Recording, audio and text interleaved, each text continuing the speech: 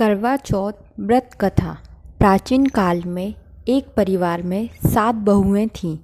6 बहुएं बहुत अमीर परिवार की थीं, इस कारण उनका बहुत मान था। लेकिन 7वीं बहू के मायके में कोई न था। वे घर का सारा काम काज करती थी, इस पर भी कोई उससे प्यार नहीं करता था। सब उसे तंग करते रहते थे।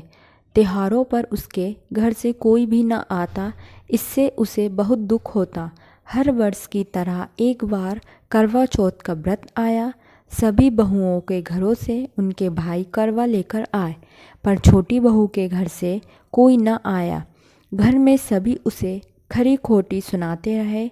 इससे दुखी होकर वे घर से निकल पड़ी और जंगल में जाकर रोने लगी। एक नाग जो वहीं एक बिल में रहता था, उसका रोना सुनकर बिल से बाहर निकलकर वे उससे रोने का कारण पूछने लगा। नाग के पूछने पर छोटी बहू बोली, आज करवा चौथ है, यदि मेरा कोई भाई होता करवा लेकर जरूर आता। नाग बहुत सा सामान लेकर उसके घर पहुंच गया। इतना सामान देखकर परिवार वाले बहुत प्रसन्न हो गए। सास ने प्रसन्न होकर छोटी बहू को नाग देवता के साथ भेज दिया। नाग देवता बहू को अपने महल में ले गया और कहा, जब तक दिल चाहे यहाँ आराम से रहो, यहाँ किसी वस्तु की कमी नहीं है। पर एक बात याद रखना, सामने वाली नांद कभी मत खोलना। बहू बहुत दिनों तक महल में आराम से रहती रही, परंतु एक दिन जब महल में कोई नहीं था, उसने नांद उठाकर देखा तो बहुत से छोटे छोटे सांप के बच्चे इधर उधर भागने लगे। घबराकर उसने नांद ढक दी। घबराहट में एक सांप की पूंछ नांद के नीचे आने से कट गई।